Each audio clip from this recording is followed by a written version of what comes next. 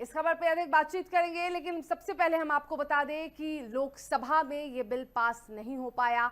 वो बिल जिसका इंतजार महिलाओं को भी था, वो बिल जिसको लेकर सरकार कई बड़े बड़े दावे कर रही थी। सरकार का ये कहना था कि ये बिल पास होगा तो महिलाओं को न्याय मिलेगा, महिलाओं की भागीदारी बढ़ेगी और विधानसभा जो भी चुनाव होते हैं, लोकसभा में भी चुनाव जो होने वाले हैं, उसमें भी महिलाओं को फायदा होता। लेकिन ये बिल पास नहीं हो सका, ये बिल गिर गया। तो बताते चले आपको कि ये जो बिल है वो पास नहीं हो सका। 131वां संविधान संशोधन बिल लोकसभा में पास नहीं हो सका। इस बिल के पक्ष में 298 लोगों ने वोट किया था, लेकिन इस बिल के खिलाफ, इस बिल के विरोध में 230 लोगों ने वोट किया था। चलिए इस पर बातचीत करेंगे। इस पर बात करने के लिए हमारे साथ खास मेहमान जुड़े हैं। हमारे साथ राजनीतिक विश्लेषक अमित तिवारी जुड़े हैं। बहुत बहुत स्वागत है अमित जी। और किस तरह से इसको देख रहे हैं आप?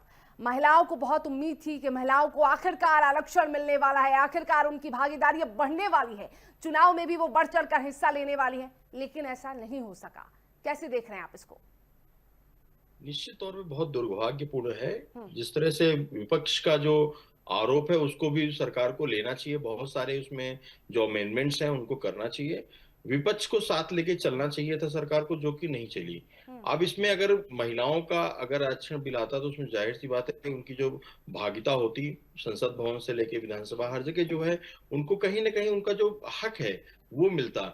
और जिस तरह से प्रधानमंत्री नरेंद्र मोदी जी बात कर रहे थे उसमें ऐसा लग रहा था कि सभी लोग साथ आएंगे, लेकिन कहीं ना कहीं वो एक दुर्भाग्यपूर्ण निर्णय रहा जहां पे लोग साथ नहीं आए। आपने जैसा कि बताया, बहुत सारी चीजें हैं जिसमें कठिनाइयां होती हैं, लेकिन जिस तरह से सरकार का रवैया रहा है विपक्ष को जो साथ न लेके चलने का, वो साफ साफ दिख रहा है कि जो लोग चाहते भी थे वो भी लोग साथ नहीं आ सके। लेकिन अमित जी, यहाँ एक सवाल है। महिलाओं की बड़ी बात की जाती है कि महिलाओं को साथ नहीं लेकर चल रही है सरकार, महिलाओं के साथ बहुत ज्यादती हो रही है।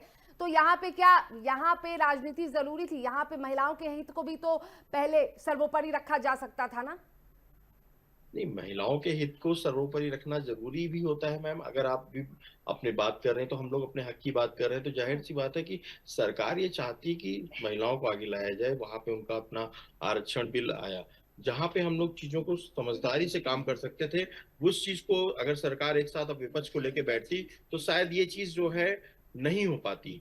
अगर जो रवैया आपने देखा है सरकार का, मैं सीधे सीधे तौर पे कहना चाहता हूं कि अगर कोई भी ऐसी अगर भूमिका है वहां पे पहले से ही अगर हम विश्वास में लेके चलते हैं विपक्ष और पक्ष को, जितने भी ऑल पार्टी मीटिंग में जब हम लोग बैठते हैं, तो क्या वो चीज हमारे पक्ष में नहीं आ सकती थी? लेकिन सिर्फ अपने आप को एक अहम और घमंड, जो घमंड की राजनीति है वो साफ साफ दिख रही है वहां पे। लेकिन इसमें बात क्यों नहीं बनी? क्या परिसीमन जो है, क्योंकि मैंने भी बयान सुने कई महिला नेत्रियों के। अगर डिंपल यादव की बात करें तो उन्होंने कहा कि हम इस बिल के पक्ष में तो हैं, लेकिन हम परिसीमन के पक्ष में नहीं हैं। हम इस बात के पक्ष में नहीं है कि सरकार ने इतनी जल्दबाजी में फैसला क्यों लिया। तो कहां चूक हो गई सरकार से? मैंने जैसा कि मैंने आपको पहले बताया कि जो ऑल पार्टी मीटिंग होती है मैम, अगर उसमें सारे लोगों के जो पक्ष हैं, जो हमारे अगर कोई सुझाव हैं, उनको सुझावों को जिस तरह से सरकार अनदेखा कर रही है, लगातार पार्टी में जिस तरह से अनदेखा हुआ है, वो चीज आपको देखने को मिल रही है। वो सारी चीजें जो है वही विरोध का कारण बनी। अगर चाहे अचानक की बात करें चाहे परिसीमन की बात करें, जिस तरह से साथ आना चाहिए था सबको, सभी दलों को एक साथ लेके आना चाहिए था। अब आपने माननीय अमित शाह का बयान सुना होगा जिसमें उन्होंने अखिलेश यादव को कहा कि हम आपको कहाँ मना कर रहे हैं, आप सारी मुस्लिम महिलाओं को अपने टिकट दे दीजिए अपनी पार्टी से। तो इस तरह से जो घमंडिया रवैया रहा है भारतीय जनता पार्टी जो सरकार का, वो साफ साफ आपको तौर पे झलकता हुआ नजर आया। जहां पे ऑल पार्टी मीटिंग की कोई भी सुझाव को लेना ही नहीं चाहती भारतीय जनता पार्टी। चले, कोई सुझाव को नहीं लेना चाहती है, लेकिन यहाँ विपक्ष का रवैया फिर आप किस तरह से देख रहे हैं? क्या विपक्ष जिद पे नहीं अड़ी रही? विपक्ष का जो रवैया है, विपक्ष की जो राजनीति है, वो उसी तरीके से काम हो रही है जिस तरह से भारतीय जनता पार्टी कभी किया करती थी। राजनीतिक दल है तो जाहिर सी बात है उनको अपना प्रभाव जो है रखना ही रखना है। और उस प्रभाव के कारण जो है, जब अब राजनीति कर रहे हैं तो जनता के बीच में जाएंगे, तो उन्होंने जनता के हक की बात करी, महिलाओं की बात करी है, तो जाहिर सी बात है कि वो सब कुछ जनता के बीच में सवाल उठाना चाह रहे हैं कि जो जनता का माहौल है वो समझ में नहीं आ रहा हमें। तो जनता की बात जब नहीं रख पा रहे हैं तो कहां से वो विपक्ष उनके साथ आ जाएगा? जब अपनी ही केवल बात चलानी तो है, ये भी तो भारतीय जनता जनता की पार्टी, ही बात थी ना अमित जी। जनता की बात अगर होती, अगर मैम, तो आप ये समझिए कि किसी भी तरीके, अमित जी आपकी आवाज नहीं मिल पा रही है हमें, आपने शायद म्यूट कर लिया है, आपकी आवाज नहीं सुन पा रहे हम। मैं आपको ये कहना चाह रहा हूं मैम कि अगर कोई भी चीज है, हम्म। वहां पे पक्ष अपनी बात रखना चाह रहा है तो विपक्ष की भी तो सुननी पड़ेगी। हम्म। विपक्ष अगर कुछ सुझाव देना चाह रहा है हम्म। तो विपक्ष की बात को अगर अनदेखा करेगी लगातार, जिस तरह से सरकार अनदेखा कर रही है, तो हम्म। वो चीज गलत है मैम। हम्म। विपक्ष की किस बात को अनदेखा? आप चलिए बैठक की बात मैं समझ रही हूँ कि जब आप कोई बड़ी चीज कर रहे हैं, आप किसी विधेयक को पास करने की बात कर रहे हैं, किसी बिल को लाने की बात कर रहे हैं, तो आपको हर पार्टी को साथ में लेकर चलना चाहिए था, उनको राय मशवरा लेना चाहिए था, वो बीजेपी ने नहीं लिया। इसके बावजूद भी कई ऐसी बातें, परिसीमन का विरोध विपक्ष लगातार कर रही है। विपक्ष इस बात का भी विरोध कर रही है कि क्यों नहीं जनगणना पहले हुआ, जनगणना के लिए 1.5 साल का वक्त था, ये क्यों नहीं कराया गया, परिसीमन की जो अनिवार्यता है उसे क्यों खत्म किया जाएगा, ये भी सवाल है कुछ विपक्ष के। आपने मुझसे पूछा मैम? जी जी अमित जी, आप ही से सवाल कर रही हूँ। एक बार फिर से रिपीट करेंगे मैम? थोड़ा सा आवाज डिस्ट्रैक्ट हो गई थी। बिल्कुल, बैठक की बात मैं समझ रही हूँ अमित जी, जिस तरह आपने कहा कि बैठक करना चाहिए था, तमाम पार्टियों को साथ में लेकर रहना चाहिए था, बैठक नहीं हुई। लेकिन सिर्फ बैठक का मसला नहीं है, मसला ये भी है कि परिसीमन की अनिवार्यता क्यों खत्म की जाए, ये भी बात हो रही थी ना। तमाम जो विपक्ष है वो इस बात पे अड़ा हुआ है। हमने एक दिन पहले ही सुना किस तरीके से गोगोई जी ने बोला कि परिसीमन की अनिवार्यता क्यों खत्म की जानी चाहिए। जो परिसीमन हो रहा है उसको लेकर भी उन्होंने, असम में कई जगह परिसीमन हुआ है, उस पर भी उन्होंने विरोध जताया। आज भी डिंपल यादव ने कहा 1.5 साल का वक्त था, जनगणना नहीं हुआ। बहुत सारे ऐसे मुद्दे हैं जिस पर विपक्ष खुश नहीं था, संतुष्ट नहीं था, कई ऐसे मुद्दे हैं इसमें। जी जी मैम, देखिए, आप अगर कोई बात, चाहे डिंपल यादव की बात करो, चाहे हम प्रियंका गांधी की बात करें, चाहे हम अन्य दलों की बात करें, जिस तरह से बात सीमन की निकल के आई, उसमें सबसे अच्छी चीज आपने देखा होगा कि आप जो है, किसी भी तरीके से कोई भी दल अगर कोई चीज कह रहा है तो राजनीतिक पार्टियों के सुझाव को लेना चाहिए। अगर उसमें कुछ जरूरी बदलाव है तो क्या ये सरकार की जिम्मेदारी नहीं है कि सामने अगर कोई विपक्ष बैठा हुआ, कोई राजनीति अगर हो रही है तो उस राजनीति को खत्म करना सरकार की जिम्मेदारी होती है। ये जिम्मेदारी पूर्णतः जो निर्वहन है वो भारतीय जनता पार्टी में जो बैठे, सरकार में लोग बैठे हुए लोग हैं, उनको समझना चाहिए कि जो आप कोई अच्छा कार्य करना चाहते हैं, कोई अनिवार्यता है आपकी, तो वो अनिवार्यता जो है अगर वो नहीं हो पा रही है तो उसको आपको कैसे खत्म करना चाहिए। इसमें सिर्फ सरकार की भागीदारी है। चाहे हम संसदीय कार्य मंत्री किरण रिजिजू की बात करें, चाहे हम अन्य बड़े भारतीय जनता पार्टी के नेताओं की बात करें, चाहे हम राजनाथ सिंह की बात करें, कितनी बार आला जो पार्टी मीटिंग हुई उसकी अध्यक्षता माननीय राजनाथ सिंह जी ने की है और निष्कर्ष भी अच्छे भी निकले हैं। लेकिन इस बार में इतनी हड़बड़ाहट में, जिस तरह से बंगाल में चुनाव है, जिस तरह से अदर स्टेट में चुनाव चल रहे हैं, क्या वो चुनाव के हड़बड़ाहट में इस तरह का फैसला हुआ, इस तरह के निर्णय हुए जहां पे कोई भी चीज जो है बाहर नहीं निकल के आना चाहती है? सिर्फ भारतीय जनता पार्टी ये चाहती है कि जो भी हम अमित जी फैसले यहाँ रोकना चाहूंगी, अगर ये पास होता तो क्या इसका असर पश्चिम बंगाल में दिखता?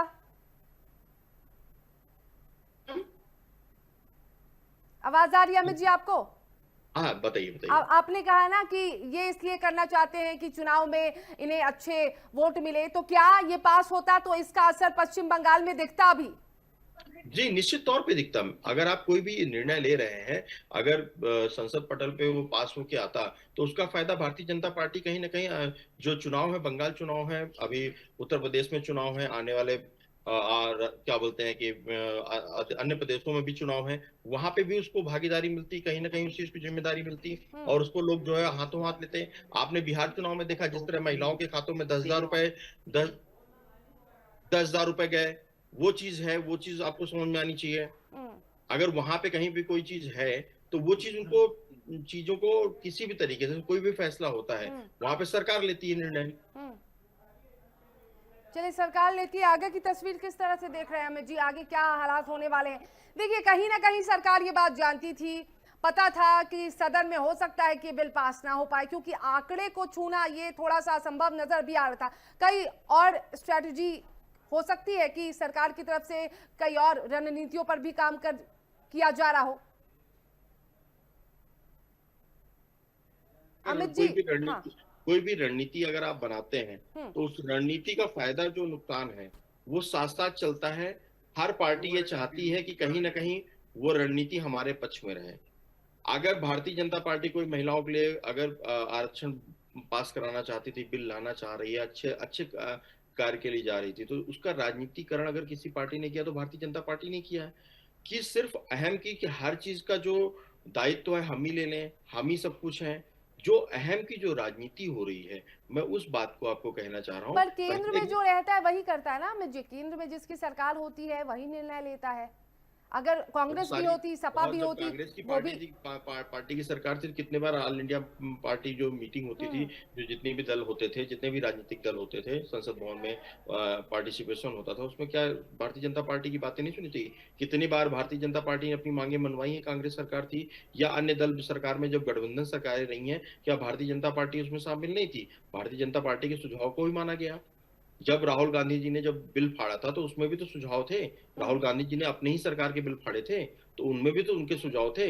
अगर अभी जो आपने देखा होगा वायनाड में जब चुनाव दोबारा हुआ, आपकी माननीय प्रियंका गांधी जी दोबारा से सांसद बनी, उसके पहले अगर वो जो बिल फाड़ा था माननीय राहुल गांधी जी ने, अगर वो बिल ना फाड़ा होता तो शायद वो जेल नहीं जाते, शायद वो 2 साल का जो नियम बना उनके ऊपर लागू नहीं होता। तो जो ईमानदारी से कार्य कर रहा है, जो ईमानदारी से सरकार अगर चलाना चाह रहा है, तो जाहिर सी बात है उनको ऑल इंडिया पार्टी मीटिंग बुलाते हैं, उसकी अध्यक्षता कोई भी भारतीय जनता पार्टी का नेता करता, कम से कम सुझावों को तो मानते हैं। ये तो मैंने पहले भी कहा कि ये पूरा एक हड़बड़ाहट का निर्णय है, जिसमें कि भारतीय जनता पार्टी ये जताना चाह रही थी कि हम महिलाओं के लिए जब आपका बहुमत ही नहीं है तो आप बिल को क्यों लाए? जाहिर सी बात आप ये दिखाना चाहते क्या हैं। इसके पीछे भी कोई स्ट्रैटेजी है? बिल्कुल है मैम, आप ये समझिए इतना बड़े प्रदेश में चुनाव हो रहा है, अगर महिलाओं के अगेंस्ट में कोई 220 वोट पड़ रहे हैं, तो ये तो साफ साफ समाज को दिखाना चाह रही है भारतीय जनता पार्टी कि देखिए आईना, देखिए कि कितने लोग आपके ही आरक्षण के विरोध में खड़े हुए हैं। ये तो साफ साफ झलकता है ना मैम। इसके लिए जो सबसे बड़ा जो कारण है, भारतीय जनता पार्टी इस समय जो बिल लाई, इसके पहले भी तो बिल ला सकती थी, चुनाव के पहले भी इस बिल को ला सकती थी। अगर उसमें सहमति सर्व दल की सहमति बनती तो शायद ये बिल जो है गिरता नहीं, पास हो जाता।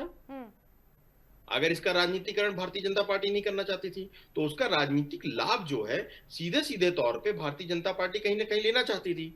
अगर वो नहीं लेना चाहती, विपक्ष ने मौका क्यों दिया? फिर विपक्ष को मौका नहीं देना चाहिए था? अगर कोई भी चीज है, अगर राजनीतिकरण कोई एक पार्टी कर रही है तो विपक्ष मौका दे रहा है, लेकिन उसका लाभ भारतीय जनता पार्टी को भी तो नहीं मिलेगा। भारतीय जनता पार्टी को अगर लाभ मिलता तो बिल गिरता ही नहीं। ये बिल को कैसे ही पास करा लेते? जो बाकी जो सांसद हैं, जो विपक्षी सांसद, उनको निलंबित कर देते, संसद से बाहर निकाल देते, 330 का जो आंकड़ा है वो छू लेते। लेकिन वो 330 का आंकड़ा अकेले भारतीय जनता पार्टी तो पूरा नहीं कर सकती थी बिना विपक्षी दलों को साथ लिए। तो इस बात को तो पहले से जानकारी, पूरी जो गणित है वो भारतीय जनता पार्टी ने पहले से करके रखी थी। सारे कैलकुलेशन को पता था कि अगर इस तरह से हमारी सर्वसहमति नहीं बनती है तो बिल तो पारित होना ही नहीं था, बिल तो गिरना ही तय था। ये तो पहले से पता था। ये स्वयंभू की जो पॉलिटिक्स हो रही है, दो गुजराती इस देश को चलाना चाह रहे हैं, ये गलत है। मतलब आप ये कहना चाह रहे हैं कि महिलाओं के हित में कोई काम, ये सब एक छलावा, एक दिखावा था, ये सिर्फ विपक्ष को नीचा गिराने की कोशिश थी, नीचा दिखाने की कोशिश थी महिला वोटरों के सामने, ये कहना चाह रहे हैं आप? निश्चित तौर पे मैम, मैं आपसे एक बात बोल रहा हूँ कि आप ये बताइए, बिहार की जनता को एक छलावा ही तो मिला।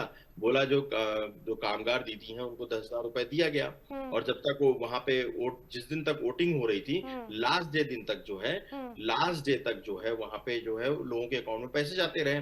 तो पहली बात तो जो हमारे माननीय चुनाव अध्यक्ष हैं वो क्या कर रहे थे? चुनाव आयोग के अध्यक्ष वहां पे अब बैठे हुए हैं। आप ये बताइए कौन सी ऐसी सरकार है जहाँ पे चुनाव के दिन तक जो है राज्य सरकार के अकाउंट खातों से जो है वहां पे पैसा भेजा जा रहा है उनके खातों में। आज वोटिंग होनी है तो आज सुबह सुबह 10-10 हजार रुपए सारी महिलाओं के खातों में गए। अब उसका क्या हुआ? जो 2 लाख रुपए उनको देना था, अब ये बताइए बीते 6 महीने बीत गए, दूसरा मुख्यमंत्री भी बन गए, सम्राट चौधरी जी भी। अभी तक जो है क्या कितने कामगार दीदी लोगों को जो है जिन्होंने अपना व्यवसाय स्टार्ट किया, जीविका समूह की जितनी भी दीदियां हैं, उन्हें तो अकाउंट में पैसे भेजे जा रहे हैं, उन्हें तो हर महीने 10,000 का जो किस्त है वो दिया जा रहा है।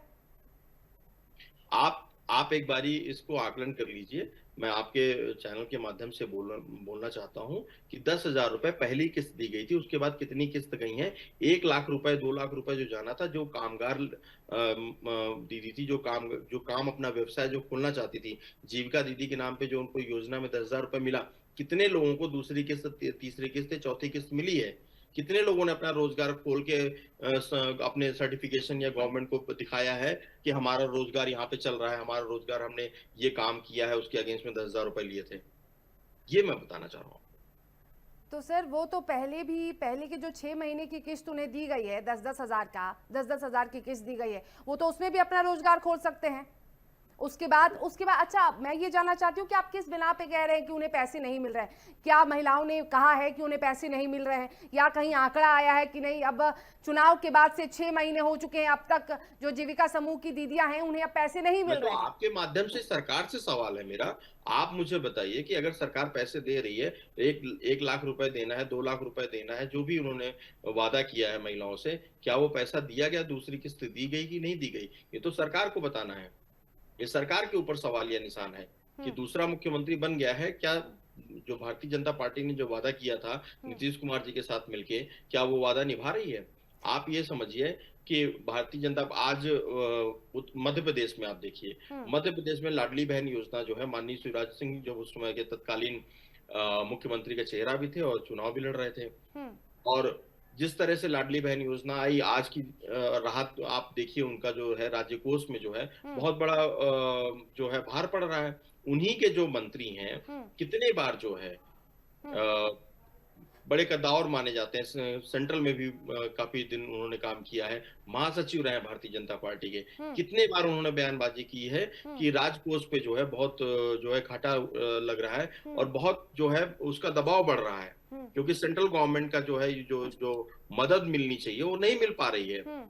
यही हाल हरियाणा राज्य सरकार के ऊपर है, जब उन्होंने वहां पे महिला योजना चलाई। हर जगह आपने देखा होगा कि भारतीय जनता पार्टी जो है महिला कार्ड जो है, महिला के वोटरों के नाम पे जो है जिस तरह से धनराशि का बंटवारा होता है, फिर वो एक मुफ्त राशि दे दी जाती है। चाहे हम लाडली बहना योजना की बात करें मुंबई महाराष्ट्र में, चाहे फडणवीस जी ने जिस तरह से चलाई, फिर उसको जो है पवार जी ने भी क्लेम किया, उसके बाद शिंदे साहब ने भी उसी योजना को क्लेम किया, और जिस तरह से लगातार एक ऐसा जो ट्रेंड है, वो ट्रेंड बन गया है कि जैसे ही चुनाव होने वाले होंगे, आप महिलाओं को जो है 5,000, 2,000, 3,000, 4,000 रुपए उनके अकाउंट में आप डाल दीजिए, वोट ले लीजिए, सरकार बना लीजिए। ये तो नया तरीका हो गया ना।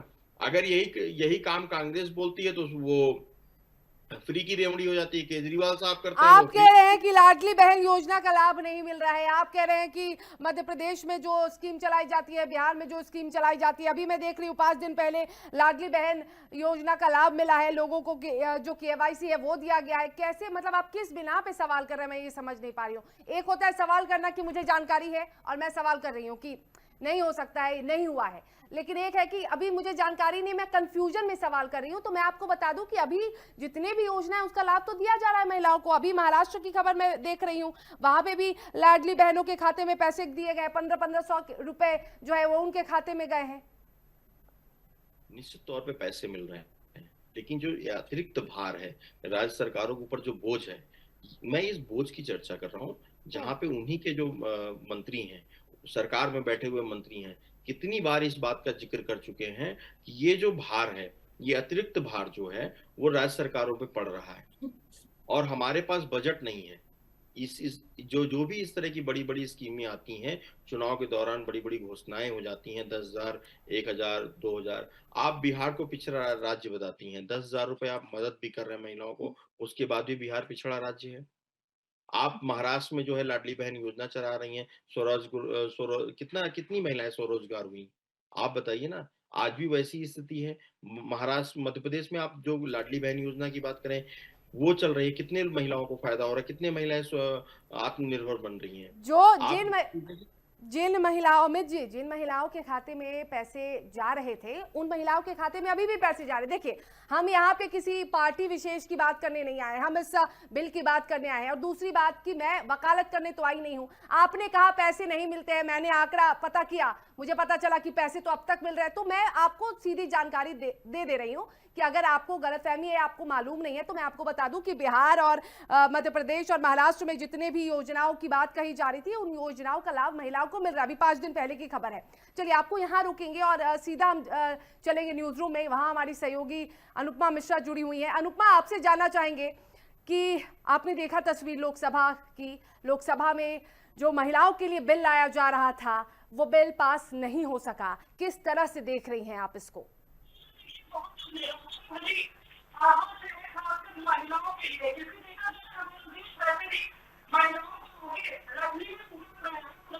लेकिन कहीं ना कहीं देखा जाए कि सरकार इसमें विफल दिखा,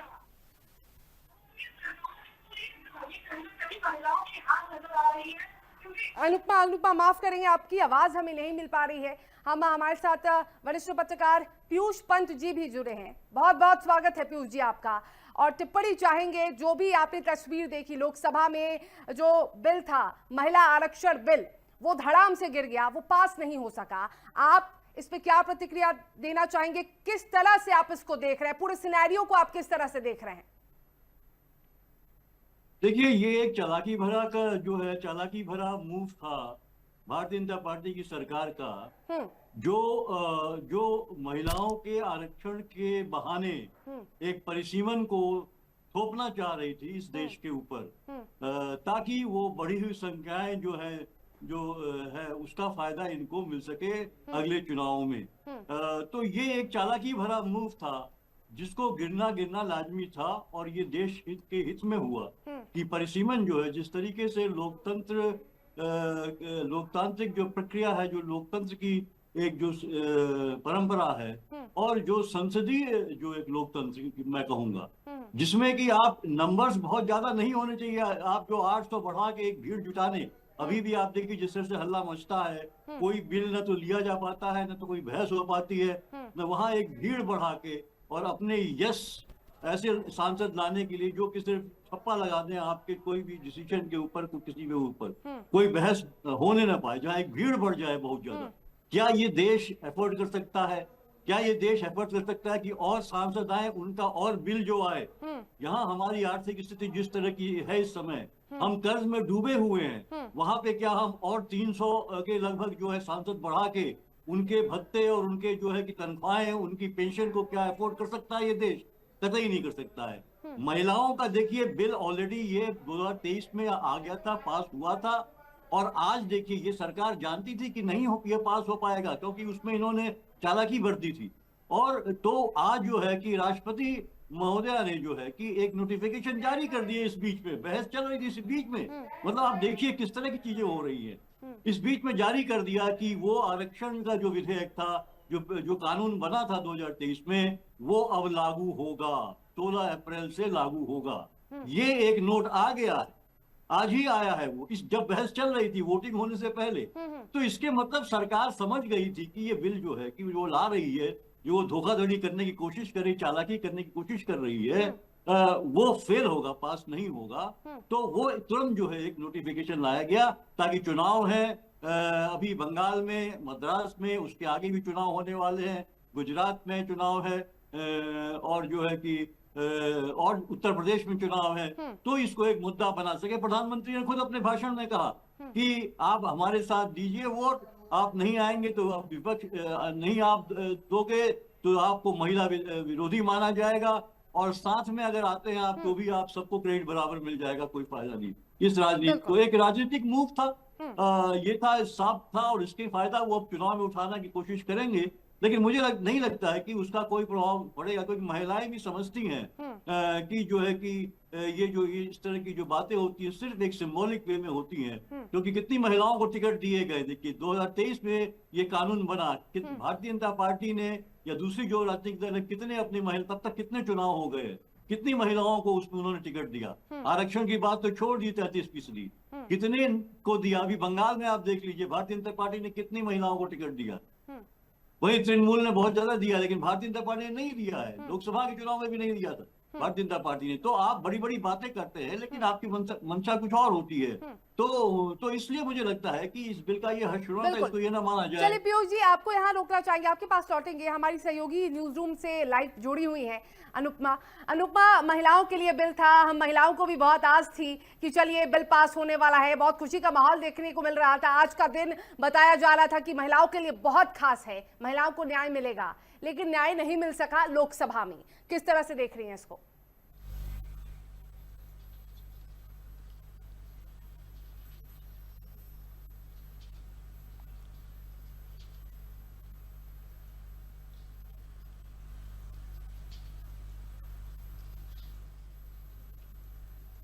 अनुपमा, क्या आप तक हमारी आवाज पहुंच पा रही है?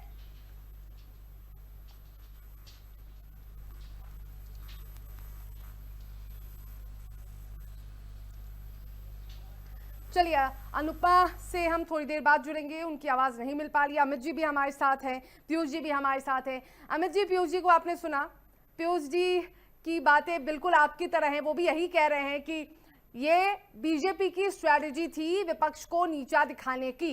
लेकिन आपने जो भी बातें कही, तो अब क्या स्टैंड लेना चाहिए? विपक्ष ने तो अपनी बात कर दी, अब जो आगे की तस्वीर है वो आप कैसे देख रहे हैं? देखिए, जैसा कि पीयूष जी ने कहा, बहुत अच्छी बात कही उन्होंने कि 2023 से लेके अभी तक कितने चुनाव हो गए, कितने विधानसभा चुनाव हो गए, लोकसभा का भी चुनाव हो गया। जिस तरह से प्रतिनिधित्व की बात करते हैं, 33% आरक्षण की बात करें, क्या भारतीय जनता पार्टी ने अपनी चुनी हुई सरकारें जहां पे भी हैं वहां पे महिलाओं का कितना प्रतिनिधित्व है? हम कहते हैं कि अगर हम राज्यसभा चुनाव की बात कर लें तो वहां पे कितनी महिलाओं को टिकट मिला, चाहे उत्तर प्रदेश की हम बात करें, चाहे हिमाचल की हम बात करें, चाहे अन्य राज्यों में। लोकसभा ना आप अगर छोड़ दीजिए तो कम से कम महिलाओं को अगर प्रतिनिधित्व देना था तो आप राज्यसभा तो भेज ही सकते थे। कितनी महिलाओं को इन्होंने राज्यसभा के टिकट पे जो है राज्यसभा पहुंचाया? नहीं पहुंचाया। दूसरी सबसे बड़ी बात, अभी उत्तर प्रदेश में चुनाव है, अभी बंगाल में चुनाव चल रहे हैं, कितनी महिला विधायकों को इन्होंने जो है प्रतिनिधि को जो है टिकट दिया है जो इनका प्रतिनिधित्व करेंगी विधानसभा में? नहीं दिया है। समाजवादी पार्टी की बात करें फिर भी उन्होंने टिकट दिया है उनकी महिला, चाहे हम पल्लवी पटेल की बात करें, चाहे अन्य की बात करें। आप अगर पूरे भारतीय जनता पार्टी में जिस तरह से सिर्फ एक सिंबॉलिक, जिस तरह से दिखावा करना है, राजनीति के एक स्टंट है, जो मैंने पहले ही कहा कि राज्यों में चुनाव है, भारतीय जनता पार्टी ये लेके जाना चाहती है कि देखिए हम तो महिलाओं के पक्ष में खड़े हैं, लेकिन जिस तरह से विपक्ष का रवैया रहा है, उन्होंने जो है बिल को पास नहीं होने दिया। तो महिला विरोधी जो है जिस तरह से वो विपक्ष को दिखाना चाह रहे हैं, लेकिन जनता समझदार है, जनता सब कुछ समझती है कि राजनीति कौन कर रहा है और कौन व्यक्ति काम करना चाहता है। तो ये इस पूरे जो राजनीतिकरण को अगर आप एक स्ट्रेट लाइन में समझें तो महिला विरोधी जो है, जो महिला विरोधी शब्द है, वो जब जुड़ता है तो चाहे वो पक्ष के साथ जुड़े, चाहे वो विपक्ष के साथ जुड़े, विपक्ष में हम चाहे अन्य पार्टियों की बात करें, वो कहीं ना कहीं काम कर रही, महिलाओं को आगे लेके आ रही हैं, टिकट दे रही हैं। अगर भारतीय जनता पार्टी को भी महिलाओं के पक्ष में काम करना तो जरूरी नहीं है कि आप बिल के थ्रू ही कर पाए, आप अपनी पार्टी में भी कर सकते हैं उस चीज को। आप जितने आम चुनाव हो रहे हैं, आप आम चुनाव में जितना महिलाओं को टिकट दे सकते हैं, क्योंकि वहां पे जीतने की गारंटी आपको चाहिए।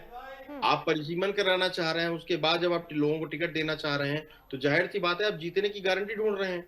अब जब आप लोकसभा के चुनाव में गए तो आपको ये जीतने वाले कैंडिडेट, कितने जिताऊ कैंडिडेट आपके पास हैं, उनको आप टिकट देंगे। जब आपकी बारी आएगी कि महिलाओं को आगे करना चाहिए तो वहां पे जिताऊ कैंडिडेट आपको नहीं मिलेंगे। तो ये आपकी अपनी एक राजनीति है, जिस तरीके से आप राजनीति करना चाहते हैं। विपक्ष का अपना एक दावा था, उसको उन्होंने पुरजोर तरीके से साथ दिया और 220 सांसद जिस तरह से आए आगे, उन्होंने दिखाया वो चीज कि अगर पक्ष है तो विपक्ष अपनी बात रखने का चलिए इसके बाद बयानबाजी का भी दौर शुरू हुआ, उस पर भी हम आपसे प्रतिक्रिया लेंगे, लेकिन हम सीधा चलते हैं अनुपमा से। हम काफी लंबे समय से जुड़ने की कोशिश कर रहे हैं, उनसे संपर्क नहीं हो पा रहा है। आखिरकार अनुपमा हमारे साथ जुड़ी है न्यूज रूम से लाइव पे। अनुपमा, क्योंकि हमें बहुत आस थी महिलाओं को कि आज का दिन हमारे लिए बहुत खास होने वाला है, बहुत महिलाएं ऐसी हैं जो जश्न भी मना रही थी, लेकिन आखिरकार ये जश्न ज्यादा देर तक नहीं मन सका क्योंकि लोकसभा में ये बिल गिर गया। क्या प्रतिक्रिया है, किस तरह से आप इसको देख रही हैं? बिल्कुल, एक महिला होने के नाते अगर मैं बात करूं शर्मिला, तो ये कहीं ना कहीं एक महिलाओं की हार को दर्शाता है। और देखा जाए शर्मिला कि ये 11 साल बाद मोदी सरकार में, मोदी शासन में ये पहला कोई बिल है जो पास नहीं हो पाया। ये कहीं ना कहीं देखा जाए तो राजनीति रणनीति की कमी थी या फिर अंदर की कलह थी, क्योंकि देखा जाए विपक्ष शुरू से, स्टार्टिंग से सवाल उठा रहा था। हालांकि वो एक तरफ ये भी कह रहा था कि वो महिला पक्ष में है, महिला पक्ष के बिल में है, लेकिन कहीं ना कहीं वोटिंग इसका पूरी तरीके से ये जो षड्यंत्र है वो साफ दिखा रहा है। अब हम बात कर ले राहुल गांधी जी की, तो राहुल गांधी जी कहते हैं कि देखिए बिल पास नहीं हो पाया, हमारी जीत हुई। लेकिन वो ये नहीं जानते कि वो आपकी जीत नहीं है, ये महिला की हार है। क्योंकि आप सभी पार्टियां महिलाओं को संसद तक पहुंचाने वाले थे 33% के साथ शर्मिला, तो कहीं ना कहीं देखिए ये हार है। मैं वही बात कर रही थी अनुपमा की क्या यहाँ पे सियासत लाना जरूरी था? जिन महिलाओं की बात आप इतने लंबे समय से कर रहे हैं, अब क्या हुआ? कहाँ गई वो बातें, कहाँ गए वो दावे? शर्मिला मेरी आवाज आ रही है आपको? जी जी आ रही है जी। शर्मिला, मैं अमित जी के पास एक सवाल के साथ जाना चाहूंगी। अमित जी, अगर आपको मेरी आवाज आ रही है तो एक सवाल आपके लिए है। क्या आपको नहीं लगता कि एक तरफ विपक्ष कह रहा था कि मैं महिला आरक्षण के साथ हूं, मैं परिसीमन के खिलाफ हूं, लेकिन कहीं ना कहीं यहाँ पे वोटिंग जो हुई है वो इतने कम प्रतिशत में वोट ना मिलना महिलाओं की हार को ये दर्शाता है कि हमें राजनीतिक रणनीति में सुधार होना चाहिए या ध्रुवीकृत कुछ होना चाहिए इसको लेकर? देखिए, मैं इस बात को सीधे तौर पे आपसे बताना चाहता हूं कि अगर हमारे घर में महिलाएं हैं तो अगर कोई कानून बनेगा क्या हम तभी उनका सम्मान करेंगे, तभी हम उनके लिए काम करेंगे? सामाजिक हमारी जिम्मेदारी नहीं है, नैतिक जिम्मेदारी हमारी नहीं है कि सरकार जब कोई कानून बनाएगी तभी हम उस पर काम करेंगे? राजनीतिक पार्टियों को क्या पहले से नहीं महिलाओं को आगे लाना चाहिए था? हम कहते हैं कि जो बात को बार बार मैं कहना चाह रहा हूं कि अगर मेरी जिम्मेदारी है, मैं महिलाओं को आगे लाना चाह रहा हूं, तो राज्यसभा में कितनी महिलाएं भारतीय जनता पार्टी ने भेजी? सरकार ने कितनी महिलाओं को आगे किया हुआ है? आप बताइए, एमएलसी के चुनाव होते हैं, कितनी महिलाओं को जो है विधानसभा में? अमित जी, सवाल ये है सीधा कि संसद में पहले तो लाने की तैयारी हुई कि 33% लाया गया कि महिला आरक्षण बिल 33% है, लेकिन यहीं पे संसद से ही हार महिलाओं की, आपको क्या नहीं लगता महिलाओं की इच्छा शक्ति को और कम करता है? कहीं ना कहीं महिलाओं में एक साहस, आगे बढ़ने का साहस आया था इस बिल के जरिए, तो क्या नहीं लगता ये हार कहीं ना कहीं उनकी इच्छा शक्ति को कम करता है? और एक सवाल और इसी के साथ, आपको क्या नहीं लगता कि ये अंदरूनी कलह ले गया ये बिल जो पास नहीं हो पाया? इस पे जवाब दीजिए अमित जी। ये पूरी तरीके से भारतीय जनता पार्टी का एक राजनीतिक स्टंट है। इसमें कहीं किसी प्रकार से किसी भी महिला की हार नहीं हुई है। महिलाओं का हमेशा सर्वसम्मान रहा है, हर पार्टी हर दल करता है, इसमें कोई किंचित मात्र का शक नहीं है। इसको आप बिल्कुल अलग रखिए, ये एक राजनीतिक आप एक तरीके से टारगेट कर रहे हैं कि भारतीय जनता पार्टी का पूरी तरीके से आप विरोध कर रहे हैं कि वो तो बिल लाई है और वो शुरू से कह रही थी कि हम इस पक्ष में हैं, बल्कि वो परिसीमन में भी बोल रही थी कि ये जो नैरेटिव फैला रहे हैं विपक्ष, फालतू में नैरेटिव फैला रहे हैं, ये उत्तर भारत दक्षिण वर्सेस क्यों कर रहे हैं, हम सबको बराबर सीट देंगे। तो आपको नहीं लगता कि वो महिला आरक्षण बिल पर ला रहे हैं बिल, और विपक्ष की ही कम वोटिंग की वजह से वो बिल नहीं आ पाया, और आप भारतीय जनता पार्टी को बता रहे हैं? निश्चित तौर पे आप इस बात को ऐसे समझिए कि अगर बिल इतना ही अच्छा होता तो किसानों के बिल इनको वापस नहीं लेने पड़ते हैं। अगर बिल इतनी ही आप महिलाओं पे रहिए ना सर, आप महिलाओं पे रहिए। चलिए, किसानों की बात कर रहा हूं, अगर उन्हें लगा तो उन्होंने वापस ले लिया। आप महिलाओं पे रहिए, हम महिलाओं की बात कर रहे हैं, आप किसानों पे जा रहे हैं। हम महिलाओं की बात कर रहे हैं, आप बिहार चले जा रहे हैं, आप मुंबई चले जा रहे हैं, वही बात है ना। आप एक ही बात को अगर 10 तरीके से बोलेंगे तब भी बात एक ही, मैं घुमा के नहीं, मैं स्ट्रेट फॉरवर्ड आपको बोलना चाह रहा हूं कि अगर महिलाओं के पक्ष में कोई चीज है, परिसीमन है, सांसद में जो वोटिंग हुई है, तृणमूल कांग्रेस की भी सांसद है वहां पे, राज्यसभा 220 सांसद हैं, तो महिलाओं ने भी क्रॉस अगेंस्ट में वोटिंग किया है कि नहीं किया है? अगर सब लोग सहमत आपको यहाँ रोकना चाहेंगे, शर्मिला इनसे पूछिए कि नेताओं के बयान और जमीनी हकीकत में कितना अंतर है। क्योंकि शर्मिला देखिए, अभी हमने सुना था कि जब बिल आने से पहले सभी पार्टियां कह रही थी, चाहे वो सपा हो चाहे कांग्रेस, कह रही थी मैं महिला आरक्षण का विरोध नहीं कर रहे, हम परिसीमन का विरोध कर रहे हैं। और यहाँ पे साफ तौर पर वोटिंग पड़ने के बाद विरोध देखा गया।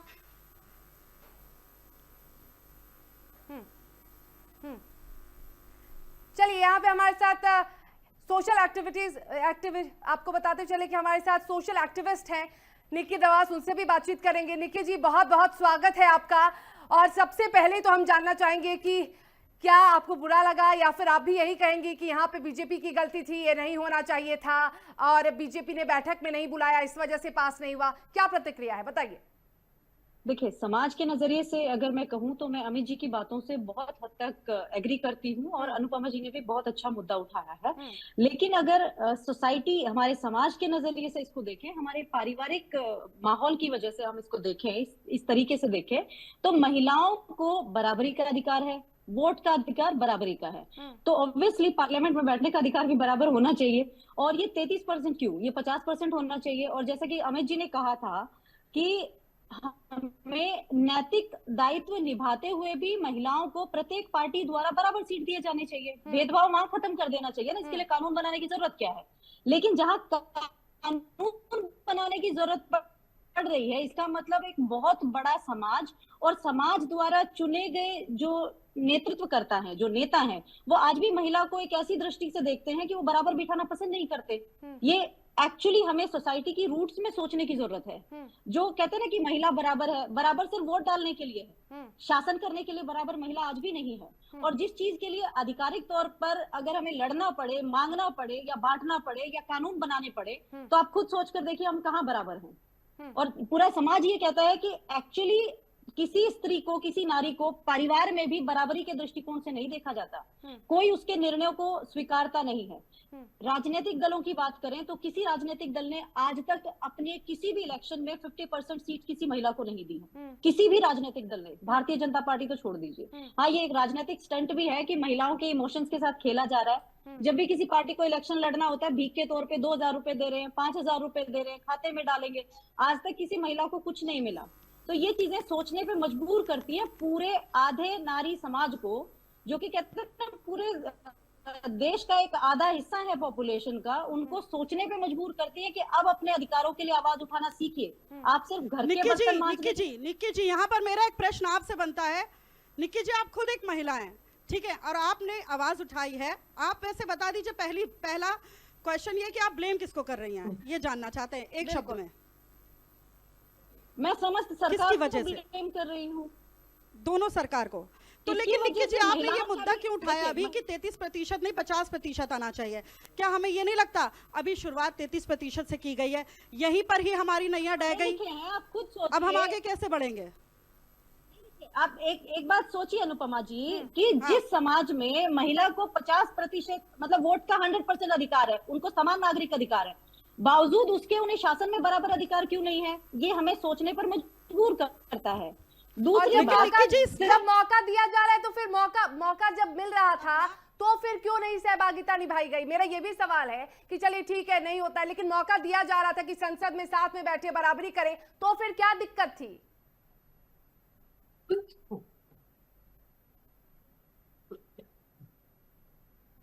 आप इस नेताओं में भी महसूस कर सकते हैं, जब बलात्कार का मुद्दा उठता है तो खुद बीजेपी की सरकार में महिलाएं उस मुद्दे को नहीं उठाती, जबकि बलात्कार तो महिलाओं के साथ ही हो रहे थे। निक्की जी, महिलाओं का मुद्दा तो अब उठना स्टार्ट हुआ था ना 33% के साथ।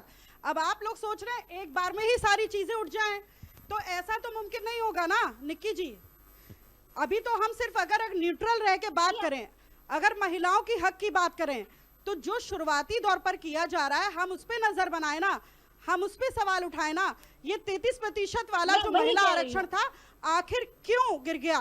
तो कहीं ना कहीं विपक्ष जो एकजुट होने की बात कर रहा था, वो कहीं ना कहीं अंदरूनी कलह उसके सामने दिख रही है कि वो नहीं चाह रहा था कि महिलाएं आगे बढ़े। ये पूरी तरीके से अमित शाह ने अपने बयान में भी कहा था अभी संसद में कि विपक्ष पूरा नैरेटिव फैला रहा है, वो नहीं चाहता है कि महिला का बिल आए, इसलिए वो परिसीमन का मुद्दा ले आया। निक्की जी, आप बिल्कुल बिल्कुल, मैं इसका जवाब देना चाहूंगी। विपक्ष में बैठे लोग वो खुद भूल जाते हैं कि उनकी राजमाता खुद एक महिला है। जब उन्होंने इतने साल से, उससे पहले इंदिरा गांधी जी भी एक और महिला आप थी खुद जिन्होंने इतने साल शासन बीजेपी किया। को अगर आप कह रही हैं निक्की जी, अभी आपने खुद कहा एक महिला है राज्यसभा में, तो हमारी राष्ट्रपति खुद एक महिला है। अगर वो महिलाओं के खिलाफ होती बीजेपी, मैं किसी का पक्ष नहीं ले रही हूँ, मैं एक पत्रकार हूँ, मैं एक न्यूट्रल हूँ, लेकिन मैं यहाँ महिलाओं का पक्ष लूंगी, क्योंकि 33% महिलाओं की भागीदारी होने वाली थी, किसकी वजह से नहीं हो पाई, वो जवाब दीजिए बस। मैं इस बात का जवाब इस तरह से देना चाहूंगी, यदि विपक्ष इसको अपनी जीत समझ रहा है तो ये पूर्णतया विपक्ष की हार है। जिस विपक्ष ने हमेशा नारी के नेतृत्व में हमेशा अपना परचम लहराया है, जीत हासिल की है और अपनी सरकार चलाई है, मैं कांग्रेस की बात कर रही हूँ, वो विपक्ष अगर आज नारी विरोध में खड़ा है, महिला विरोध में खड़ा है, एक महिलाओं के अधिकार के विरोध में खड़ा है, तो इसका मतलब विपक्ष देश के लिए जायज नहीं है। बीजेपी एक अच्छा बिल लेकर आई है, मैं इस बात को कह रही हूँ, लेकिन ये बिल आज ही क्यों आया, इलेक्शन से पहले ही क्यों आया? इसके लिए तो पहले से तैयारी करनी चाहिए इस थी पर और तो नारी सवाल उठ अधिकारों चुके की बात निक्की करनी जी चाहिए कि थी। पिछले स्टार्टिंग से क्यों नहीं आया, लेकिन मुद्दा अभी वो गर्म है कि 33% अगर आया तो क्यों नहीं आ पाया। देखिए, प्रियंका जी का जिक्र कर लें। प्रियंका जी ने बयान में कहा है कि लोकतंत्र और हमारे देश की एकता के लिए बड़ी जीत है। तो आपको क्या नहीं लगता कि प्रियंका जी खुद एक महिला है और इसको एक जीत बता रही हैं? किस तरीके से देखेंगी ये आप? बौद्धिक क्षमता की कमी है, उन्हें दोबारा एक बार अपना राजनीतिक मतलब अगर प्रियंका गांधी एनालाइज समर्थन कर रही हैं तो उनमें बौद्धिक क्षमता की कमी है। अमित तिवारी हमारे साथ हैं। अमित जी, चलिए एक सवाल मैं इसी से रिलेटेड कर लेती हूँ कि एक तरफ कहती हैं डिंपल यादव कि मैं इस बिल के समर्थन में हूँ, दूसरी तरफ कहती है जल्दबाजी में इसलिए मैं वोट नहीं करूंगी, इसलिए मैं नाराज हूँ। ये क्या मतलब ये तो दोहरा चरित्र दर्शाता है ना। जब आप समर्थन में हैं तो आपने वोट क्यों नहीं किया? क्या आप इस वजह से खफा है कि चलिए सरकार आपको साथ में लेकर नहीं चल रही? आपको साथ में लेकर नहीं चल रही, महिलाओं को तो साथ में लेकर चल रही थी ना, तो फिर क्या दिक्कत थी? बताइए अमित जी। राजनीतिकरण जब एक पॉलिटिकल करेक्ट बयान देना होता है तो बहुत सारी अपनी एक पार्टी लाइन है, पार्टी विचारधारा है, उस पे काम करती है। तो उनको पार्टी की विचारधारा भी महिलाओं की विचारधारा थी ना, महिलाओं को साथ लेके जाने की थी, तो फिर क्या हुआ?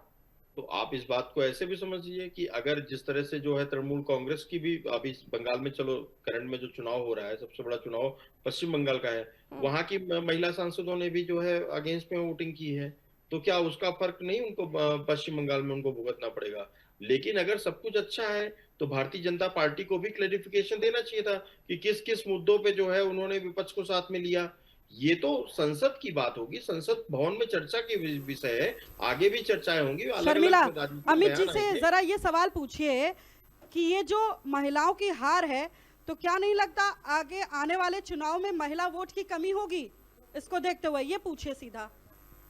शर्मिला जी, मैं इस बात को बहुत सलीके से जवाब देना चाहूंगा। ये बार बार कहना कि ये महिलाओं की हार है, महिला बहुत सशक्त है हमारे देश की, जो हमें पैदा कर सकती है, जो हमें 9 महीना अपने मैं तो कहती हूँ ये विपक्ष की हार है अमित जी, विपक्ष की हार है। एक तरफ वो कहते हैं कि महिलाओं को साथ लेकर चलना है, खुद इतनी महिलाएं हैं, डिंपल यादव हैं, सांसद हैं, उन्होंने कहा कि मैं इस बिल के समर्थन में हूँ। 1 दिन पहले 2 दिन पहले वो बयान देती हैं कि हाँ महिलाओं के हक में काम करना चाहिए भारतीय जनता पार्टी को, केंद्र की सरकार को। दूसरे दिन जब मौका मिलता है तो कहती है कि मैं समर्थन में तो हूं, मैं पक्ष में तो हूं, लेकिन मुझे गुस्सा है कि उन्होंने जल्दबाजी क्यों की। ये तो विपक्ष की हार है ना। आप जिसको साथ लेके चलने की बात कर रहे हैं, आप उसी को पीछे कर रहे हैं और फिर आप कह रहे हैं कि नहीं उसने ऐसा, क्या आप एक्सक्यूज दे रहे हैं? शर्मिला जी, मैं जो स्टूडियो से मैडम जुड़ी हुई है, उनका पहले जवाब देना चाहूंगा। पहली बात तो इस शब्द को गलत तरीके से बार बार ना किया जाए कि महिलाओं की हार है। महिला हमारे देश की बहुत मजबूत है, बहुत सशक्तिकरण उनका हुआ है, और पहले से पहले मैं अपनी बात रख लेता हूँ। आप मुझे मेरी बात रखने का मौका दीजिए। बोला कि ये ना शब्द यूज किया जाए कि महिलाओं की हार है, तो महिला सशक्तिकरण है, बहुत सशक्त हैं हर जगह। तभी एक स्टूडियो में एक महिला भी बैठी है और न्यूज रूम में भी महिला है। हम महिलाओं की हार उस तरीके से नहीं कह रहे हैं, हम महिलाओं की हार उस तरीके से कह रहे हैं कि एक राजनीतिक दृष्टि से वोट की कमी होगी। इसको स्वीकारते हैं आप? ये बताइए। नहीं, मैं इस बात को नहीं स्वीकार करता हूं, क्योंकि महिला अगर कोई स्वेच्छा से राजनीति में आना चाहती है तो उसके लिए रास्ते खुले हुए हैं, उससे किसी राजनीतिक दल की भी जरूरत नहीं है। चुनाव लड़ना, वोट डालना, ये हमारा संवैधानिक अधिकार है। अगर कोई महिला अपने दम पे चुनाव लड़ना चाहती है तो बहुत सारे उदाहरण हैं। निर्दलीय महिलाएं चुनाव जीतती हैं। नवनीत राणा का एग्जाम्पल ले लीजिए, चुनाव में गई, आज भले भारतीय जनता पार्टी में शामिल हो गई, लेकिन वो निर्दलीय उम्मीदवार थी, निर्दलीय सांसद बन के चुनाव लड़ा था उन्होंने। तो ये बात कहना कि महिलाओं को आगे नहीं लाना, जो महिला स्वेच्छा से राजनीति में आना चाहती है उसके लिए कोई दरवाजे बंद नहीं है। और हमारी महिलाएं, हमारे देश की महिलाएं जिस तरह से मजबूत है, उनका जो प्रतिबद्ध है, उन्होंने जिस तरह से हमारे घर को, हमारे आंगन को जिस तरह से रचा है, हम लोग उनको 9 महीने जिस तरह से वो मजबूत है, उनको ये नहीं कहना कि चूल्हा बर्तन और चौका में ही रह गई। अगर वो चूल्हा बर्तन चौका नहीं करती, अगर वो अपना अधिकार नहीं समझती, तो शायद मैं आपके सामने यहाँ बैठ के बात नहीं कर रहा होता। इसलिए मैंने सब में विरोध किया, इसलिए आपकी भाषा का, क्योंकि महिला कभी हार नहीं सकती है। महिलाओं ने हारे हुए लोगों को आगे बढ़ाया है। अगर कोई मंत्री, सांसद, विधायक आज कोई जो वोट महिलाओं के खिलाफ भी जिन्होंने वोट किया है, उनको बनाने वाले भी, उनको आज वो अपने घर में जाएंगे तो उनसे भी एक सवाल पूछा जाएगा कि आखिर आपने क्या सोच के जो है विपक्ष में वोट डाला। और जिन्होंने पक्ष में डाला है और जिन्होंने सरकार को साथ लेके नहीं चले हैं, वो भी घर वाले हैं, उनके भी पत्नी है, बच्चे हैं, उनको भी जवाब दे ही देना है। सामाजिक तौर पर भी जवाब देंगे वो। अगर वो महिला राजनीतिक एंगल से तो सारे बयान दे दिए अमित जी। अगर हम यहाँ पे लोकतंत्र की बात कर रहे हैं और स्टार्टिंग से कर रहे हैं, आपको क्या नहीं लगता लोकतंत्र में महिलाओं की जो आवाज उठने वाली थी वो कहीं ना कहीं दबाने का संकेत शुरू से देखा जा रहा था, और जो षड्यंत्र है वो रचा भी जा रहा था और उसमें कामयाब भी हो गई विपक्ष कहीं ना कहीं। लोकतंत्र में जो आवाज उठने वाली थी महिलाओं की, देखिए जिस तरह से एक भावाभिषेक हम लोग बात करते हैं कि अगर हम भावनाओं में बह के कोई बात कर रहे हैं तो निश्चित तौर पे मैं इस बात को मानता हूं कि एक मनोबल जो होता है, कहीं वो दृढ़ता का मनोबल, उसमें कमी आती है। अगर ये बिल पास होता, 33% आरक्षण मिलता, तो उसमें महिलाओं की भागीदारी बढ़ती। हो सकता है कि बहुत सारे महिलाओं के मुद्दे जो है संसद पटल पर रखे जाते, हो सकता है कि बहुत सारी सुनवाई हो सकता नहीं, यही होता सर, यही होता। तभी इतने सवाल उठ रहे हैं कि संवैधानिक तौर पे, अब निक्की जी के पास में आऊंगी, संवैधानिक तौर पे बोलना और मुंह जबानी बोलना कि मुंह से बोल रहे कि चलिए हाँ हिस्सेदारी तो मिल रही है, और संवैधानिक तौर पे मिलना, उन दोनों में बहुत फर्क होता है। निक्की जी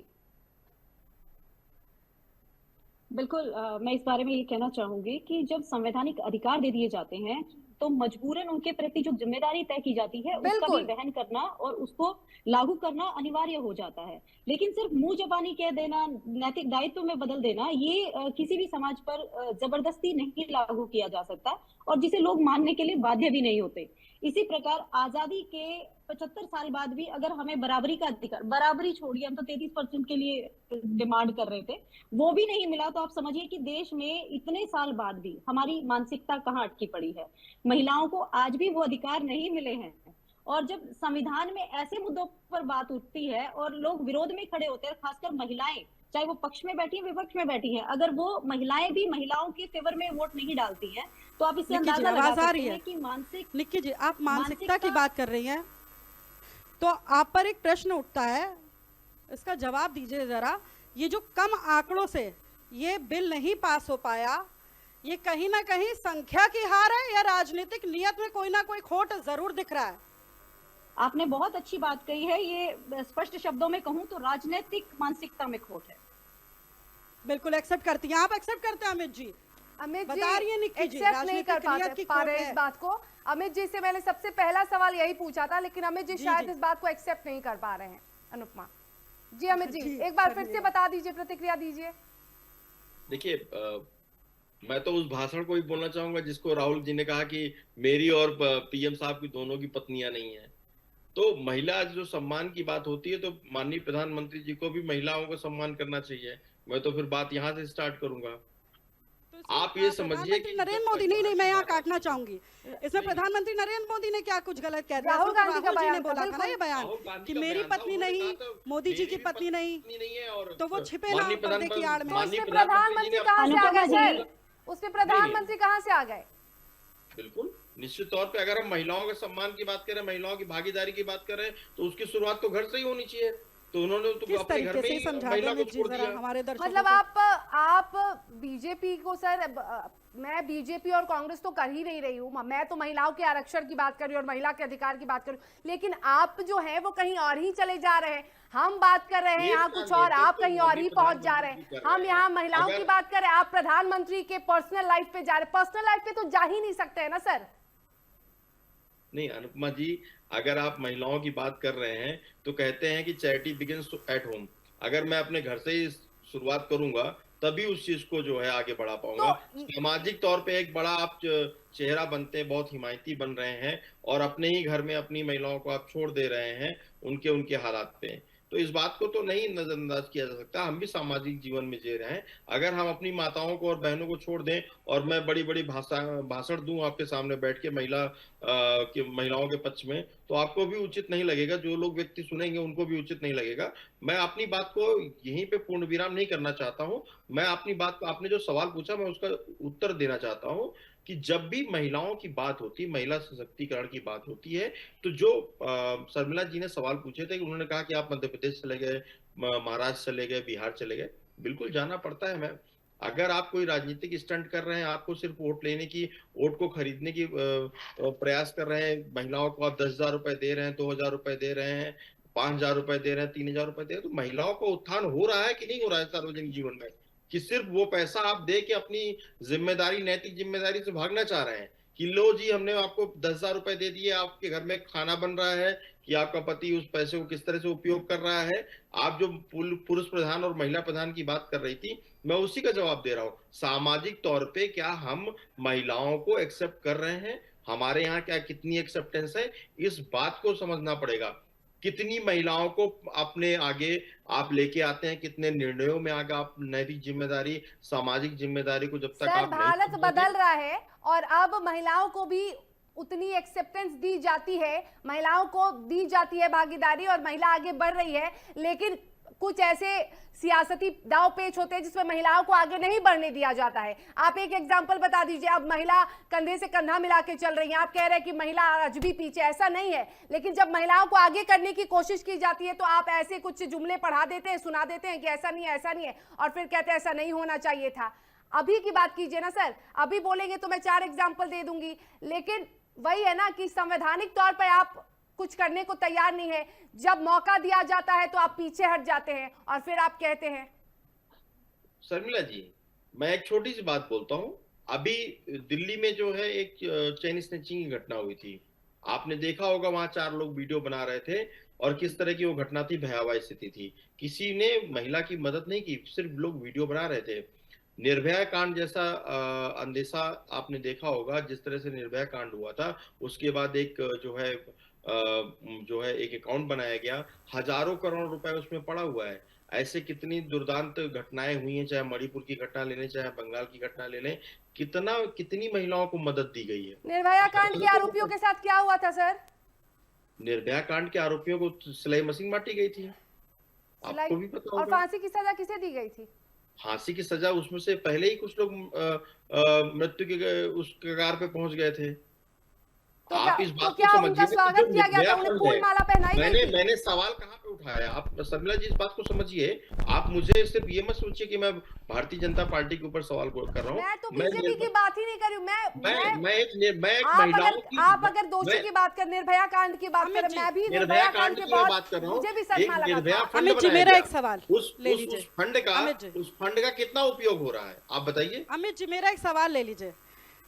अमित जी, क्या लगता है इतने कम वोट पड़ना, जब मतलब कम वोट से महिला आरक्षण जो बिल है वो पास नहीं हो पाया, तो क्या लगता है सरकार की तैयारी में कमी थी या राजनीतिक दलों में अलग ही कुछ खिचड़ी पक रही थी?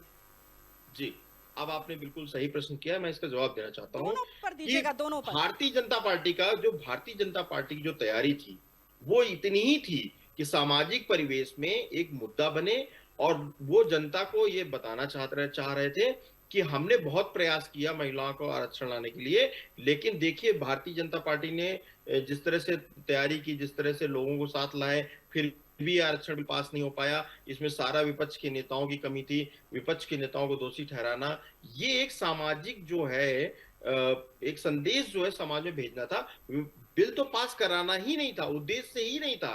अगर बिल पास कराना उद्देश्य से होता तो इतने 370 पास हो गए, राम मंदिर बन गया, सारे बिल तो पास करा लिए, पहला ही बिल क्यों गिर गया? ये वो महिला आरक्षण जो बिल था सभी लोग सहमत थे, फिर भी गिर गया। तो जाहिर सी निकी जी, बात आप है कितना सहमत कि- हैं इनकी बातों से? आपने मेरा प्रश्न भी सुना होगा। जी जी जी निकी जी, मैं एक एग्जाम्पल देना चाहूंगी कि जिस देश में आम आदमी पार्टी महिलाएं उसके फेवर में वोट करती हैं, लेकिन उसी देश में अगर आम महिला पार्टी बन जाए, इस बात से आज भी हमारी पुरुष प्रधान समाज की संरचना और महिला विरोधी सोच का अंदाजा आसानी से आप जमीनी स्तर पे समाज में लगा सकते हैं। अगर हम उस बात को समझ पाए, आज भी माँ एक बेटे को ज्यादा अहमियत देती है परवरिश के दौरान, बेटी को फिर भी सोचती है ये हमसे नहीं संभली तो अगला परिवार संभाल लेगा। मतलब आज भी सोचा जाता है कि अगर हम इसको संभाल पाए, पढ़ा पाए, अपने पैरों पे खड़ी हो गई तो ठीक, नहीं तो कोई आगे देखेगा। सेम पार्टियों की बात करें तो उन पार्टियों में विपक्ष में डाले गए वोट जिनकी वजह से बिल पास नहीं हुआ, उनको भी एक बार ये सोचना चाहिए था कि उसी पार्टी में बहुत सारी महिलाएं भी हैं। आप जिस बिल के विरोध में वोट कर रहे हैं, वो बिल कहीं ना कहीं आप ही की महिला सांसदों के भविष्य को खत्म कर रहा है। तो बिल्कुल। उन महिलाओं के लिए भी थोड़ा सा ये डामाडोल आपने एक मामला हो प्रैक्टिकल जाता है। बात कही है निकी जी, बहुत अच्छा लगा सुन के कि बिल्कुल उन महिलाओं को भी ये होगा, और ये सबको सोचना चाहिए था। हम यही कोशिश कर रहे हैं बताने की, मैं किसी पार्टी विशेष में नहीं हूँ, लेकिन जो बात है, जैसे प्रैक्टिकली जो बात करते हैं, जैसे आपने कही कि जिन्होंने वोट नहीं दिया उनकी पार्टी में भी बहुत सारी महिलाएं हैं, उन्हें भी नुकसान होगा। बिल्कुल सही बात है निकी जी। बिल्कुल, उनकी तो रूलिंग पार्टी ही एक महिला के अंतर्गत रही है। आप खुद सोचिए ना, हमारी जो लास्ट प्रधानमंत्री थी इंदिरा गांधी जी श्री, और अभी सोनिया गांधी जी ने भी अप्रत्यक्ष रूप पे शासन किया है देश पर। तो आप इससे अंदाजा लगा लीजिए कि जिन महिला नेतृत्व के अंतर्गत एक विपक्ष राज करता है और वो महिलाओं के विरोध में, महिला बिल के विरोध में वोट कर रहा है, तो ये कहीं ना कहीं इस पार्टी की एज ए एग्रीगेट मैं कहूंगी मानसिकता को दिखाता है कि ये महिला विरोध में महिलाओं के वोट का इस्तेमाल तो करना चाहते हैं, लेकिन महिलाओं को एज ए मतलब हर क्षेत्र में शासक के तौर पे बर्दाश्त नहीं कर सकते, एज ए नेतृत्वकर्ता ये समाज में झेल नहीं पाते। अमित जी, निकी जी के इस बयान पे, इस बात पे आपकी छोटी सी प्रतिक्रिया लूंगी, उसके बाद मेरा आपसे सवाल है, क्या कहेंगे जो भी उन्होंने कहा कि ये उनकी संकीर्ण मानसिकता को दर्शाता है, उससे उनकी भी पार्टी में जो महिलाएं हैं उसको भी नुकसान होने वाला है?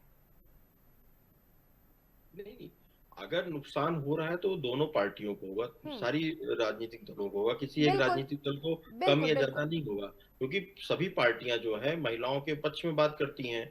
लेकिन जिसने पक्ष में वोट नहीं दिया उसकी बात हो रही है सर, जिसने पक्ष में वोट नहीं दिया उसकी बात वो कर रही हैं, उस पर प्रतिक्रिया दीजिए सर। निश्चित तौर पे जिसने वोट ही नहीं दिया, अपने आप को वंचित रखा वोट देने से, चाहे वो पक्ष में देते चाहे विपक्ष में, कम से कम वोट तो देते, तो उससे उनकी मानसिकता समझ में आती। उन्होंने तो अपने आप को न्यूट्रल कर लिया कि हम वोट ही नहीं देंगे, हमारा ना पक्ष में है ना विपक्ष में है, तो जाहिर सी बात है पक्ष में ना वो विपक्ष में। अमित जी, एक छोटा सा सवाल मेरा भी है कि अब जो बिल आएगा उसमें सरकार को किस तरीके से कदम उठाने चाहिए और कितनी तैयारी करनी चाहिए, और साथ ही विपक्ष को क्या साथ कितना देना चाहिए, कैसे, ये बताएं अमित जी। देखिए, मैं आपको मेरा जो सुझाव है, मैं किसी राजनीतिक दल में नहीं हूं, इसलिए इसका विश्लेषण कर दीजिए। मैं आपको अपना ही विश्लेषण दे रहा हूँ कि राजनीतिक दलों को जब अगर कोई भी व्यक्ति साथ आना चाहता है तो वो साथ आके काम करेगा, लेकिन अगर कोई व्यक्ति साथ ही नहीं आना चाहता है तो वो जनता तक एक मैसेज पहुंच जाएगा कि हम साथ नहीं आना चाहते हैं। अगर राजनीतिक दलों को साथ लेके भारतीय जनता पार्टी बैठती है, उसके बाद अगर कोई निर्णय आता है और उसमें कोई विपक्ष साथ नहीं देता है, तो जनता में एक पॉजिटिव मैसेज जाएगा कि कौन व्यक्ति हमारा विरोधी है। महिलाओं को भी पता चलता कि कौन दल है जो महिला विरोधी है। यहाँ पे तो किसी भी दल से के साथ सामंजस्य ही नहीं बैठाया गया। तो चलिए, अभी सामंजस्य नहीं बैठाया गया, आपसे बात करना चाहेंगे कि चलिए अभी तो अमित जी सामंजस्य नहीं बैठाया गया, लेकिन महिलाओं के हित की बात करती है समाजवादी पार्टी कांग्रेस। तो जब 3 तलाक की बात हो रही थी तो क्यों विरोध किया गया था? 3 तलाक का विरोध नहीं हुआ है। तो क्या हुआ था सर? 3 तलाक जिस तरह से जो है, जो निर्णय आ रहा था उसमें ये कहा गया था कि जब मुस्लिम समाज के लिए आपने जो है मुस्लिम पर्सनल लॉ बोर्ड बनाया है, तो जाहिर सी बात है कि आपको उनके साथ बैठ के पहले चर्चा करनी चाहिए थी, क्योंकि देश के संविधान जब बना उसके बाद मुस्लिम पर्सनल लॉ बोर्ड बना, उसके बाद जो है आपने जो है सारे कानून बनाए, चाहे आपने सेकुलर बना दिया। तो जाहिर सी बात है कि अगर एक देश का बड़ा 20% वोटिंग की हम बात करते हैं, 20% जो लोग चेहरा है उनको अगर साथ लेके बन रहा था, 3 तलाक एक हमारी कुरीति थी जहां पे इसको हटाना बहुत जरूरी था। मैं इसके समर्थन करता हूं, मैंने इसमें कभी की विरोध नहीं किया। राजनीतिक पार्टियों का विरोध अपने अपने लाभ के तरह देखा जाता है, कहीं ना कहीं उनका वोट बैंक होता है और लोग चाहते हैं कि हमारे वोट बैंक को कहीं नाराजगी ना हो पाए। तो उसमें चाहे हम कांग्रेस की बात करें, चाहे समाजवादी पार्टी की बात करें, चाहे अन्य दलों की बात करें, अपना एक राजनीतिक स्टंट हर जगह है, हर जगह उनका अपना हित होता है। वो उस हित को देख के जो है निर्णय लेते हैं। वो ये चाहते हैं कि जो भी चीजें हैं, जो भी उसमें मुस्लिम कम्युनिटी थी, 3 तलाक की जो आप बात कर रही हैं, उसमें ये सिर्फ ये वो चाह रहे थे कि लोगों को साथ लिया जाए और उनके हक में निर्णय आए। अगर उनके मुस्लिम पर्सनल लॉ नहीं बोर्ड नहीं बनाया जाता तो जाहिर सी बात है भारतीय संविधान सबके ऊपर लागू है, बराबर का लागू है। अगर उनको मुस्लिम पर्सनल लॉ बोर्ड बना के दिया गया तो उसी समय जाति की गई, तो भारतीय संविधान की जो धज्जियां है उसी समय उड़ गई थी। जिस समय आपने जो मुस्लिम पर्सनल लॉ बोर्ड बना दिया, आपको सनातन पर्सनल लॉ बोर्ड बनाना चाहिए था, वो तो आपने बनाया नहीं। जो बहुतायत मात्रा में हिंदू यहाँ पे है, आपने उसके लिए कोई बोर्ड नहीं बनाया।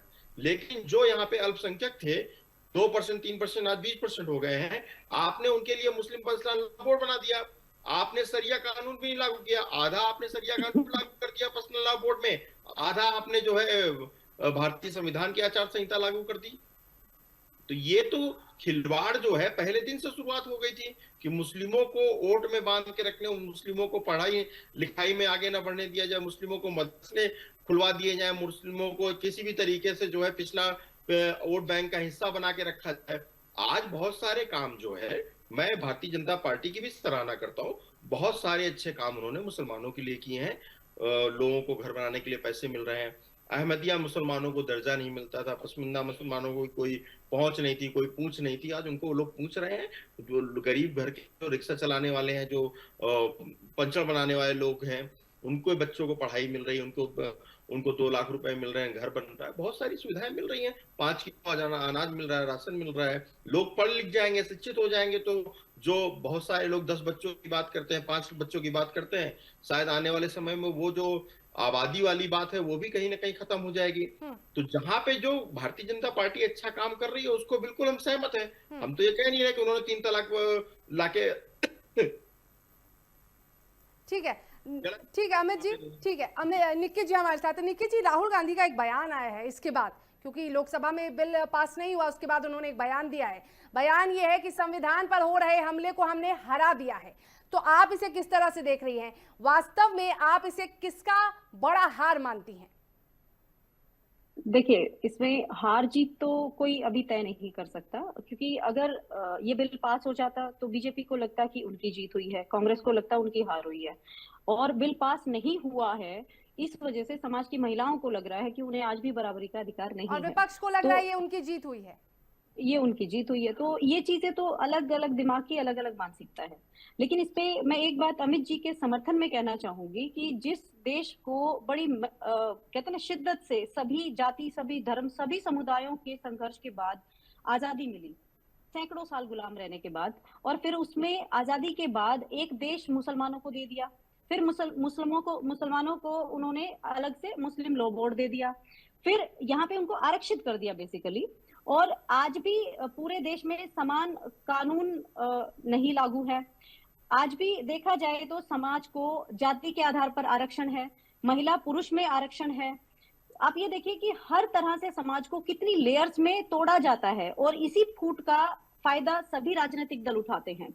आज कोई राजनीतिक दल मुसलमानों को फेवर में कर रहा है, कोई मैनेजमेंट में कमी है। बिल्कुल निकी जी, ये तो अभी की सरकार ने तो आरक्षण लागू नहीं किया है, महिला और बाकी जो आरक्षण की बात करी है, ये केंद्र सरकार ने, बीजेपी की सरकार ने तो लागू नहीं किया, ये तो पहले से चला आ रहा था। सरकार बहुमत से है, बनी हुई है, और वो देश में जागरूकता अभियान चलाए पूरी तरह से। देखो, बीजेपी भी 15 साल से है, मैं देश की और समाज की बात करती हूँ, मैं किसी राजनीतिक दल का हिस्सा नहीं हूँ, पर मैं जब अपने देश के बारे में सोचती हूँ, मैं अपने समाज के बारे में सोचती हूँ, जिस समाज में सभी जातियां, सभी धर्म और सभी विचारधाराएं, सभी धर्मों को मानने वाले लोग हैं, उनकी बात करती हूँ। मुझे किसी से कोई बैर नहीं, मुझे सभी लोग बराबर लगते हैं। और जहाँ कहते हैं ना हिंदू हूँ, मुस्लिम काम आता है तो मुझे वो मुस्लिम भाई भी अच्छे लगते हैं। कई बार तो अपने सगे काम नहीं आते और गैर धर्म के लोग काम आ जाते हैं। तो मैं उन चीजों से ऊपर उठ के एक बात कहना चाहती हूँ, बीजेपी जो बहुमत से सरकार बनाकर बैठी है, उनको इतने साल एटलीस्ट ये हिंदू मुस्लिम ना करने की बजाय हिंदू मुस्लिम एकता पर काम करना चाहिए था और देश में समान कानून लागू करना चाहिए था। कोशिश तो करनी चाहिए थी, अवेयरनेस तो देनी चाहिए थी, ताकि हम एक संविधान को सभी नागरिकों पर समान रूप से लागू कर सके। ठीक है। उन गरीब लोगों को आरक्षण आप कह देते, रही हैं, महिलाओं मतलब को निक्की बराबरी जी, का अधिकार निक्की देते जी, और जिसमें मतलब जो आप कह रही काबिलियत हैं, है, जो निक्की जी, आवाज आ रही नेतृत्व है? करने वाले निक्की लोग जी, हैं, चाहे मतलब वो आप महिला कह है, रही हैं पुरुष है। कि सरकार की फ्लोर मैनेजमेंट में कमी थी, इसलिए ये देखने को मिला।